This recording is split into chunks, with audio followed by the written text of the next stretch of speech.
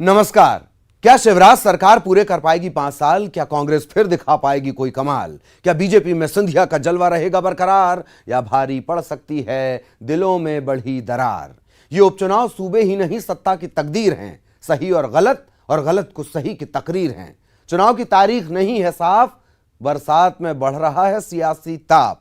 एक एक सीट को समझना है जरूरी। मतदाता ही मालिक, मतदाता ही मजबूरी। हे जनता जनार्दन, मेमोरी मीटर को करिए रिफ्रेश, ट्यून करिए न्यूज 18 मध्य प्रदेश छत्तीसगढ़। देखिए आ गया 24 की चकल्लस। हम हैं ललित प्रजापति।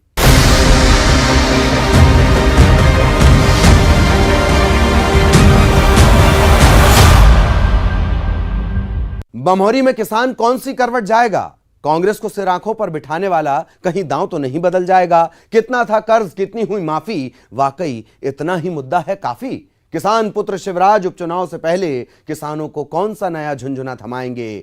छलिया नेताओं को क्या बमोरी के किसान सबक सिखा पाएंगे? चुनावी वादे इरादे बाद में देखेंगे। फिलहाल बमोरी में किसानों की मुश्किल और सियासत के मजाक को देखिए।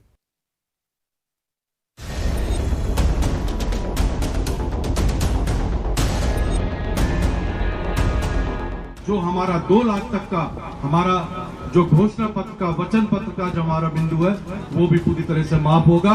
इस मंच के माध्यम से मैं आपको ये विश्वास दिलाना चाहता हूं कि 1 साल के अंदर प्रत्येक किसान का कर्ज माफ मध्य प्रदेश की कमलनाथ जी की सरकार करेगी। किसानों की दुखती रग पर हाथ रखकर ही सियासी पार्टियां गुना की बमोरी सीट पर चुनाव लड़ती हैं। जीत के बाद पार्टियों की तो बल्ले बल्ले हो जाती है और किसान ऐसे ही नेताओं को आस भरी निगाहों से ताकता रह जाता है। तो इस बार भी बमोरी विधानसभा में किसानों का मुद्दा गरमाने वाला है।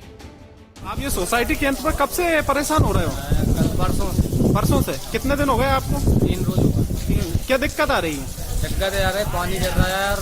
बारदाने बीत रात बारदाने बीच में गोली तोड़ने अपन हमसे। फिर बारदाना नहीं आया और फिर जो पानी गिरने लगा। तो सोसाइटी पे क्या ढांकने मांकने की व्यवस्था नहीं थी? अनाज कोई नहीं है। कल से अधिकारी कोई देखने नहीं आया और कल से मतलब मैं पूरा माल भीग रहा है। गेहूं उपार्जन को लेकर भी कई किसान समर्थन मूल्य पर अपनी फसल बेचने से वंचित रह गए। अनियमितताओं के चलते एसएमएस मिलने के बावजूद किसानों की फसल तुलाई नहीं हो सकी। किसानों की नाराजगी का खामियाजा जनप्रतिनिधियों को झेलना पड़ सकता है। बमोरी विधानसभा में 425 ग्राम पंचायतों में सर्वाधिक किसान ही हैं। यहां आदिवासी वोटर्स ही बमोरी का भविष्य तय करते हैं।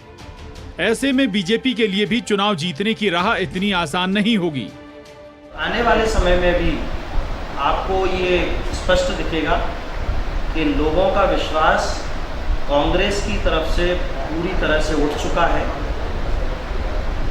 लोग ना तो कांग्रेस और ना ही कांग्रेस के नेताओं पे कोई भरोसा करते हैं। इसीलिए आप देख रहे होंगे कि कई अच्छे लोग जो कांग्रेस में थे वो भी कांग्रेस छोड़ के बीजेपी का दामन थामा। अब फिर से बीजेपी और कांग्रेस ने किसानों के मुद्दे पर ही सियासी जमीन तलाशना शुरू कर दिया है। वक्त की नजाकत को भांपते हुए दिग्विजय सिंह ने जिला प्रशासन को पत्र लिखा है। पत्र में कर्ज माफी की राशि के समायोजन की बात कही गई है। यानी इस मुद्दे को कोई भी सियासी पार्टी छोड़ना नहीं चाहती, क्योंकि ये वो मुद्दा है जो बमोरी के चुनाव की दिशा तय करेगा। वहीं बीजेपी भी इसी मुद्दे पर तत्कालीन कमलनाथ सरकार की विफलता का ढिंडोरा पीट रही है। देखिए, कांग्रेस सरकार पूरी तरह से फेल रही। सबसे पहली बात तो उन्होंने भोले वाले किसानों के साथ छलावा किया, उन्हें धोखे में रखा। जो 2 लाख रुपए तक का ऋण माफ़ी का उन्होंने वादा किया था, वो वादा खिलाफी की। उसी का परिणाम था कि मध्य प्रदेश में जब लोकसभा का चुनाव आया तो 29 में से 28 सीटें भारतीय जनता पार्टी जीती।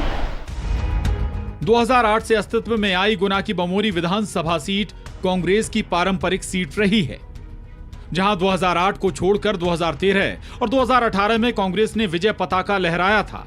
पिछले चुनाव में बीजेपी के केएल अग्रवाल बागी हुए, निर्दलीय चुनाव लड़ा और बीजेपी को इससे नुकसान पहुंचा।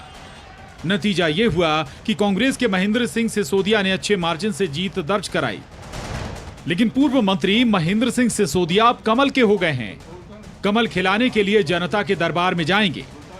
हम लोगों ने आज भारतीय जनता पार्टी में आपको स्वीकार किया है और दिल से इस विश्वास के साथ कि हम अपना सर्वोच्च आपके प्रति निछावर करेंगे और जिस तरह आपका आदेश और नियम होगा भारतीय जनता पार्टी का, उसका पालन करते हुए आप सबका साक्षात पार्टी की सेवा करेंगे, चाहे हमें कोई पद मिले अथवा ना मिले।